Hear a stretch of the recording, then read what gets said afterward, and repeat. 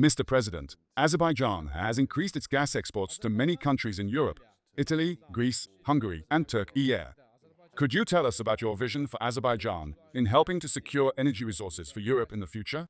Yes, our gas exports are growing, and we are now expanding the geography of gas supplies using different infrastructure projects. The main one being the Southern Gas Corridor, but also extensions. Due to the new interconnectors, which have been inaugurated relatively recently in Europe, our access to different markets is possible. In 2022, as you know, when the Russian-Ukrainian war led to disruption of Russian gas supplies to Europe, the European Commission turned to Azerbaijan, asking us to help. At that time, the President of the European Commission came to Baku. Here, exactly, we were signing that declaration just outside this room. So we said, okay, we are ready to help you and to double our gas supply to Europe. At that time, our gas supply to Europe was 7 billion cubic meters, and we started to work on that. We started to invest and look for opportunities to move our gas through different interconnectors. Since then, the number of countries in Europe that are now recipients of our gas has grown, and now it's equal to 10. So, in total, it's 12 countries, and 10 of them are European, with 8 out of the 10 being EU members.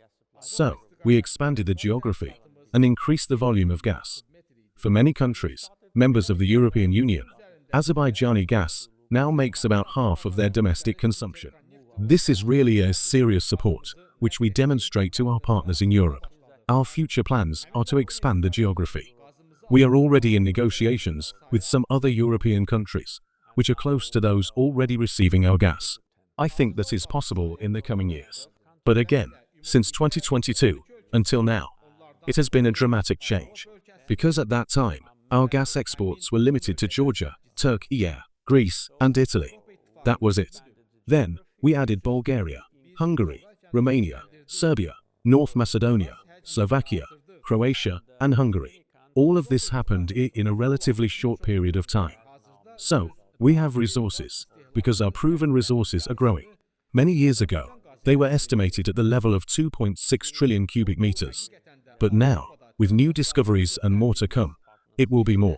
This year, we hope to get the first gas from ACG, the so-called Deep Gas Project, which will be a substantial contribution to overall gas production. We are planning to work with the partners in order to increase gas production from the Absheron field from 1.5 to 5 BCM, understanding that the main supply of gas will still be Shah Deniz, which will remain as it is, and many more promising projects like Karabakh, Babik, Asaman, and others. This will increase our potential. So now, the main issue is how to get to new destinations. For that, there should be additional investments in Europe in order to expand the existing interconnectors, or maybe to build more. Even now, with the coverage of 12 countries by pipeline gas, Azerbaijan, I think, is now one of the leading countries in the world with such a broad geography. And in Europe, also one of the leading countries with respect to geography, because geography is as important as volume, because for some countries, even 1 billion cubic meters makes a lot of difference. So, we treat our commitments with a high level of responsibility. Of course, in answering this question, I cannot avoid one issue that must also be addressed. We invest a lot, and we try to help the European Union cope with the shortage of gas. At the same time, we are facing a situation where European banks are no longer financing fossil fuel projects. On one hand, they ask us for additional supply. On the other hand, they deprive us of resources. For instance, the European Investment Bank has completely stopped financing fossil fuel projects. The EBRD, as far as I know, still has a very small share. If this continues, then there will be no means to invest. Because in this business, you use your corporate financing for about 30%, but you borrow the rest of the money.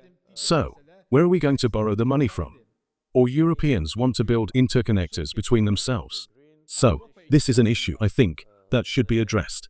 And the second, not the second, but another issue, is the timetable for supplies. Because with the green transition, the share of fossil fuels in the European Union area will go down. So, what will happen? There are a lot of open issues, and we are dealing with them in regular consultations with European officials. If the European Union needs more gas from us, they should also do their homework. We are doing ours.